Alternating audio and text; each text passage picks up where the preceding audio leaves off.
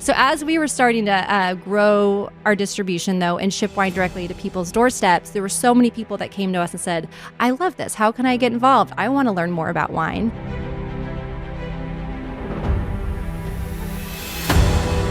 And so we really kind of organically got in the direct sales industry because there were so many people that wanted to sell our product, wanted to give back to organizations in their own local communities. And so now we have over 10,000 what we call our wine reps across the country that are doing this. We educate them all about wine, and it's been really fun to have that part of our business grow.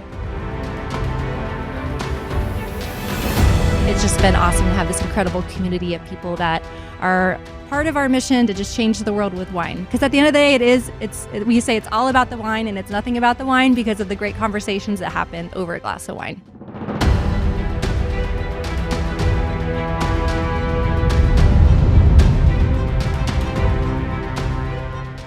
Hey everyone, it's Tamara Thompson with Broadcast Your Authority, and I'm super excited for our next guest joining us, Kristen Schroyer.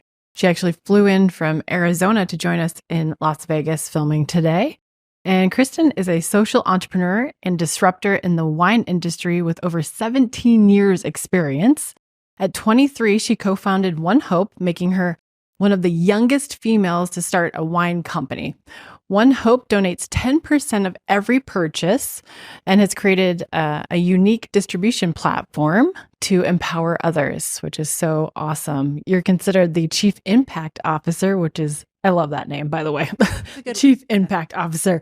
And you've actually helped 1.5 million bottles per year. That's unique. That's amazing. Donating over 10 million to 40,000 nonprofits. Wow. Okay. I could just read your bio all day long. I'm like this. She combines small businesses with growth, with a commitment to social impact. And I love hearing about these types of stories. Thank you so much for joining us today. Thank you so much for having me. I'm so excited to be here. Yeah. We were just saying that you guys actually are neighbors. We are. I know. Very short distance. My office and your house we're close together. I'm just going to walk over with my dog and come say hi. Yeah. Please, I like doggies at work. That would be a fun thing. I love how podcasts can bring people together. Yes. Well, I love the fact that you started ONEHOPE as a co-founder at just 23 years old. What's the story behind that? I mean, a lot of people don't really start entrepreneurship journeys, that young, but I'd love to hear a little bit more about your journey. Yeah, I mean, I certainly didn't think I would, but it just happened to be the right place, the right time with the right people. I was born and raised in Scottsdale, Arizona. I'm a fourth generation Arizona native. A lot of people don't know those exist, but we've been around. I was there for that long. In high school, I worked in the restaurant industry and was fascinated by that and thought I really wanted to go and work in restaurants. And then I would see the wine reps come in with their wine bag and just sit there and sample wine with the manager all day. So meanwhile, my manager's crazy, running around all over the place, and the wine reps are just sitting there sampling wine. And I thought, that looks like a much better way to be involved in the restaurant industry without sweating all day and working crazy hours. And so going into college, I just thought, you know what? I want to work in the wine industry. This is what I want to do. And so freshman year, there was a career fair. I went to University of Arizona, hence the red here. And there was a Gallo Wine Company was recruiting at University of Arizona. So I marched up there as a freshman, told them how I want to work in the wine industry. I have all this experience in the restaurant industry. And they found out I was only a freshman, only 18 years old. They're like, oh, wow, just here's my card. Let's keep in touch. And every career fair, I'd go back there. And so naturally, after I graduated, I got offered a job to sell wine for Gallo, which is the largest winery in the world, right out of college. And Gallo is really smart because I got a wine job selling wine in Newport Beach, California. Sounded amazing, luxurious. Oh no, I was starting at 4 a.m. I was merchandising mass displays in grocery stores. I was walking around with a box cutter and a feather duster. I think my first day I had to build a 300 case display of Bartles and James. So, definitely wasn't that glamorous wine job like a lot of people think. But I learned so much about the industry. And it was that first job that I met my future co-founders at ONEHOPE. I didn't know it at the time. But we were all out of college, working these crazy hours, starting early in the morning, building mass displays of, Boone's Farm and and Bartles and James and whatnot. So you naturally get to be really good friends with the people that you work with because you're working this fun but crazy job.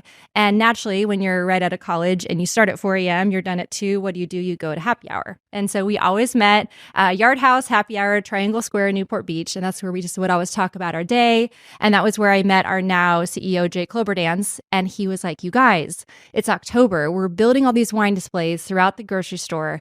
And there's all these products that are giving back to Breast Cancer Awareness Month. And when you're a wine rep in grocery stores too, you're not just stocking shelves of wine. You're helping stock the shelves of the dairy aisle, helping stock the ketchups. You kind of know all the lay of the land of the grocery store. And we noticed the brands that were giving back to give towards breast cancer awareness were selling a lot more too than the brands that weren't. And here we were working in the wine aisle, and there wasn't any brand that was giving back to this initiative. And so over happy hour at Yard House, we're like, we should create a wine brand that gives back. Again, us thinking this is like such a great idea. And most people, what do they do with a great idea? They don't do anything at all. Yeah. We didn't think we were going to do anything because, like you said, we were young kids just talking about it. Fast forward about a year later, I moved up to Napa to Sonoma, still with Gallo, working in tasting rooms. And Jake gave me a phone call. He's like, hey, Kristen, remember that company we always talked about starting? Well, I had a close friend who just was diagnosed with blood cancer. And like, if we're going to do something, we're going to do it today. My parents are going to be our first financiers, take out a second mortgage on their home. I found a small little custom crush facility up in Napa we can buy wine from. Are you in? And I was like, okay, no kids, no mortgage. Let's do this. So quit my job, moved down to Southern California, and we literally started what was called Hope Wine initially out of the backs of our cars. And we thought because we were so young and naive, it kind of worked in our favor, I think, because we were really fearless, but we were clueless about the world of the wine industry. Perfect example is we didn't even know that you had to have a licensed distributor to sell your product. So I would literally like go to restaurants with wine in the back of my Honda CRV. And if I make the sale, they'd be like, okay, great, I'll take a case of your Chardonnay. And I was like, all right, you write me a check. Let me go grab that for you. And they're like, no, you need a licensed distributor. So, I think sometimes when you start a business, going from 0 to 1 is the hardest part. But I do think being young and naive and fearless and like overly confident actually really worked in our favor. I wish I had that 23-year-old gusto a little bit sometimes, and I do today. But that's how initially we started. We picked 3 causes that we wanted to support: breast cancer, autism, and AIDS research. And what our biggest thing was when we saw all this cause marketing happen in grocery stores, it was only during the month of October. And then come November 1st, everything went back to business as usual. And then you look into some of these other companies that are giving towards it, which is great that they do, but they set caps on what they donate. And so our initial idea was, let's have a cause brand, not a cause marketing campaign, a cause brand that gives back every day throughout the year, no caps on what we do, on what we donate. And then what's also, I think, really special about a wine brand that gives back is, although there's incredible products out there that give back, wine is such a special product because it brings people together. Yeah. Mm-hmm. I remember seeing pink Tic Tacs at this cause marketing, and that's great. When you pop a Tic Tac, I don't know how much you're like really thinking about the cause, and it's so great that they gave back during that month. But when you have a bottle of wine and you share it with a loved one and you're having this meaningful conversation, that's just where we thought it was amazing product to give back with. Kristen, you are a breath of fresh air when it comes to entrepreneurship. I want to tell you that. I mean, it's amazing that you have a company that and you're encouraging this giving back. You're creating value. You're creating social good, societal good. How has that experience been for you? And what would you tell other entrepreneurs that have companies as far as the importance of giving back and how that has actually helped your brand and helped create value? Yeah, having that as our North Star has just always helped us, because no matter what changes we make to the business, knowing that we want to give back and even be better about how we do it, how we communicate it to the customer, that's how our brand has evolved too.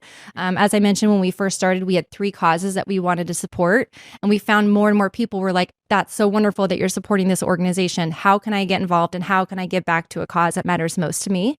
And all the while, the scape of how people ordered wine was changing quite a bit too. Because when we first started ONEHOPE, we could legally ship to 4 states.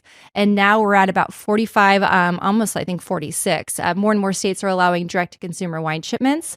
And so because of that, we empowered our customers to be able to choose the cause that they want to support with their wine purchase. So we went from supporting 3 organizations to now supporting over 40,000 unique nonprofits.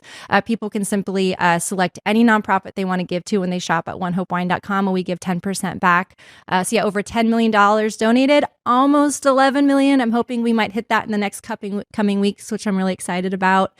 But yeah, I think giving back, and when you do it in a genuine way and really authentic to your brand, that speaks volumes to your customers too. What are some of the most impactful stories that you've heard from people doing this? Yeah, I think we've been able to do some really impactful big initiatives at ONEHOPE. So me personally, I got to go to a small village in Colombia a couple years ago, and we built an 8-panel solar unit for a village that didn't even have electricity. So think about not even having refrigeration to store your food, and the school that we powered to be able to have a TV and connect things for. So me personally, that was an awesome moment to not just write the check, but to be able to go there and actually build it. But through our platform, so many people host these wine tasting fundraisers. And so those are the stories I love too, is picking out just a miscellaneous, small check that we may have written from somebody hosting a fundraiser and learning more about this cause. And we hear about it all the time, that people are like, thank you so much for having a platform that brings everybody together to learn more about something that I'm passionate about, and I can share it with my own local community too. What's the hardest lesson you've learned as an entrepreneur? Because starting something from scratch like that, going from selling wine, right, to distributing it is a completely different ballgame. So what's the toughest lesson that you've had to learn? I feel like I learn a new one every day. What's your top 3? Yes. Top 3 is shipping wine is very, very complicated and very expensive to do. And that's been the toughest lesson, is just trying to how to navigate shipping and compliance and the world of Amazon Prime that we live in, when everyone expects everything for free, but you're shipping a 50-pound product that could go bad in the heat or could break if somebody drops it. So that's been one of the, I think just logistically, one of the most difficult. But again, I think just throughout the process, we have I feel like I've lost some of my confidence from some of the people saying no, and always having to go back to no, you've built this to the point that you have. So to never doubt myself too, because I have doubted myself. And I think as an entrepreneur, you just always have to believe in yourself too. So that's the biggest lesson. Love that. Awesome. That's great. Now, obviously, speaking of challenges in your industry, COVID and the pandemic changed a lot of the landscape of how we do everything. Yes. What were some of the things that, as I was reading, I liked how it said not only survive, but you thrived through that time. What were some of the things that you guys did during that period that allowed ONEHOPE to thrive? Yeah, absolutely. Wine or alcohol is an interesting industry, because when times are really hard, you see a spike. And when times are really good, you see a spike. So COVID, I think everybody can agree, maybe you consumed a little bit more alcohol during that time than you normally do. But we were set up. We always wanted to make sure that we could ship wine directly to people's doorsteps. And as I mentioned, when we first started, we could ship to 4 states, and now we could ship to so many. And when COVID hit, it was interesting. In some states, like Pennsylvania, for example, their state stores it's the only place where you can buy a bottle of wine shut down. And so the only place that people could buy wine was online. And I think that's where we thrived, because the consumer that was so used to being able to going to the local store, to their grocery store to buy a bottle of wine, was now it's like, oh, I can actually buy wine online. And then we were set up to get wine to people's doorsteps so fast that while people were still waiting on their Instacart order that was taking, remember in the beginning, it was like 2 weeks to get your Instacart order. Wine was getting right on their door in a couple days. So we really did thrive during COVID. But then of course, as we came out of COVID, and then we had a surplus of wine because we were selling so much online. So, I think every entrepreneur will agree, man, COVID is continuing to be a roller coaster that we're on, and it keeps throwing curveballs at us. But we were able to thrive just because we set up our business to kind of protect us, to be able to ship wine directly to people's doorsteps. So we're still sold in restaurants and hotels, but we do most of our business now direct to consumer. That's awesome. Yeah. And you guys have your main winery. Is that in Napa? Yes. So we joke sometimes that our timing isn't always ideal because we started ONEHOPE June 2007, which is right before September 2007. So yeah, we'll start it during a really difficult time to get investment and launch. We started building this beautiful winery in Napa during the worst fires in Napa Valley's history. So Jake, my partner, was literally hosing down the property as it's being built, just hoping it doesn't catch flames. He's got some crazy stories. And then when we finally finished construction and we opened our doors, it was right in the middle of COVID. So we would open our doors and then the state of California would be like, no, you got to close them. And you open them and close them. But it's an incredible spot. When I first got that call from Jake when I was 22, 23, do you want to start ONEHOPE? I was working in Napa Valley at a winery, which is quarter mile from where we are right now. And I would have never dreamt that we could have a place to call our own. So yeah, we have a beautiful winery and tasting room in Rutherford, which is right in the heart of Napa. If anyone's been to Napa before, there's one main highway, Highway 29, the St. Helena Highway. It's right off that. We're on the west side of the highway, right nestled among the mountains there. It's a magical spot. So if you guys do go to Napa, you have to come visit us.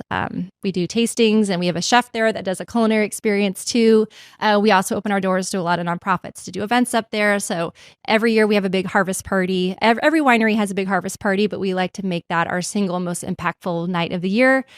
So this year, it's coming up here in the next couple weeks that we're going to be having our harvest party, which we're really excited about. And we've raised over $1 million through our harvest parties, which is great. Wow. A lot of good karma. How can you not love this company? I mean, you are putting out really good karma, and the energy is really palpable. So that's very cool. I'm excited about this event. I don't even know anything about it. But that sounds awesome. Yeah, sounds great. That sounds amazing. Everybody's hopping the bus. Let's go. Yeah. Let's go to Napa, everybody. Come on. We're not too far from it right now. So the whole idea of social entrepreneurship, where do you see that, leading business? Because more and more you do hear about companies there that are not one-offs anymore, that it's more baked into their philosophy. Talk about that, how you see that part of the industry, not just wine, but social entrepreneurship burgeoning in the next, little bit of time. Yeah, absolutely. It's grown so much since we've been around in our 17 years, because when we first started in 2007, this is even before Tom's Shoes came into existence. So we were inspired by doing something more than just a cause marketing campaign 1 month. And so I see it really growing and continuing to grow. I think there's more and more even jobs at companies where somebody is overseeing all the corporate social responsibility and being more impactful in their local community and, really championing employees that are giving back and how they're giving back. So I think it's going to continue to grow because we can't rely on just this, other people to fix all the world's problems. I think if businesses all got together and did it collaboratively, we could really solve some big things together. So I see it doing nothing but growing. That's awesome. There's not enough talk about corporate social responsibility, and I love that you're bringing that to the table. It's we need that right now more than ever, and that's why it's very inspiring to hear what you're doing, and that you're ensuring that donation is part of your business from the very beginning. Thank you so much. I feel like your entire team probably is just really empowering, and how do you how have you found your team members? I'm sure they all believe in the same causes. Because delegating and with being able to grow the company the way you have, how many team members do you have? Do you have corporate offices? How does distribution work? I'm they're shipping to this many states. How does this work? And that's what I do love about ONEHOPE is we just naturally, people are gravitated to want to be to work with us. We have a unique distribution platform too, because, oh my goodness, alcohol distribution is difficult. And as we were starting to grow alcohol distribution, it was hard because a licensed distributor wouldn't pick you up unless if you had committed retailers or, accounts to sell, but they won't pick you up unless you don't have a licensed distributor. So as we were starting to grow our distribution though, and ship wine directly to people's doorsteps, there were so many people that came to us and said, I love this. How can I get involved? I want to learn more about wine. And then being on the distribution front, I noticed very commonly I was the only female in the room, and everyone that wanted to be a part of ONEHOPE, a lot of them were women.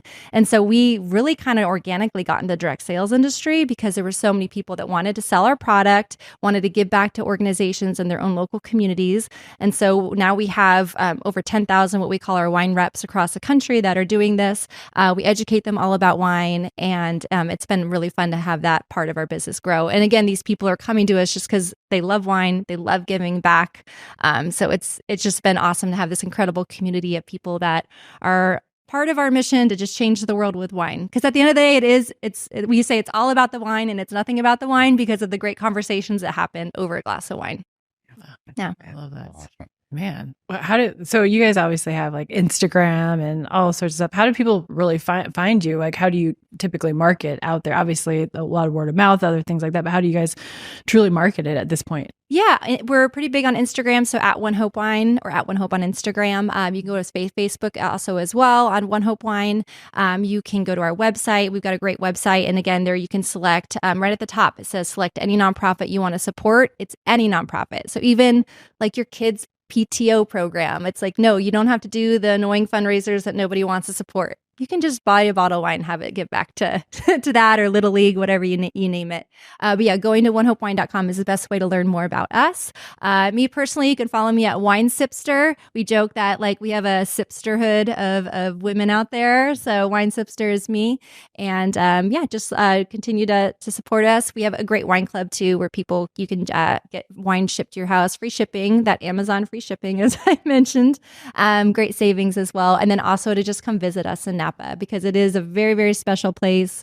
We're kind of the new kids on the block. A lot of our neighbors have been there now for 3-4 generations, and it's a beautiful winery. And obviously, I'm biased, but it's probably one of the most beautiful places in the world. So come visit us. I love that.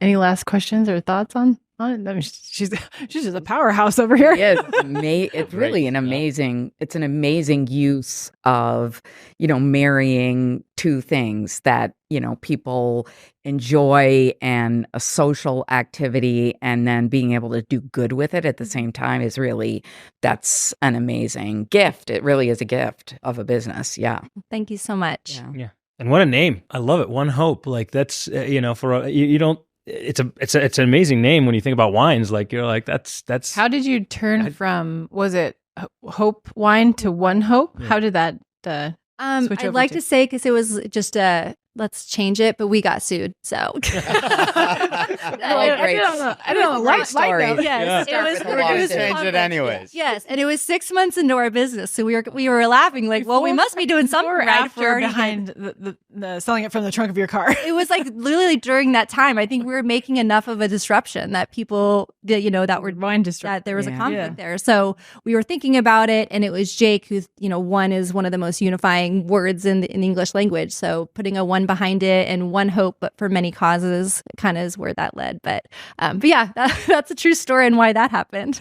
Awesome. That's great. That's awesome. Well, I mean, you've proven that you've been able to be super resilient and just continue to smile and laugh and grow with this. What do you see, like, where do you see this going for, like, the future side of it? Like, is there anything you guys are looking forward to, that you have a scope that's coming out, or anything that you're excited about that's coming out in the future?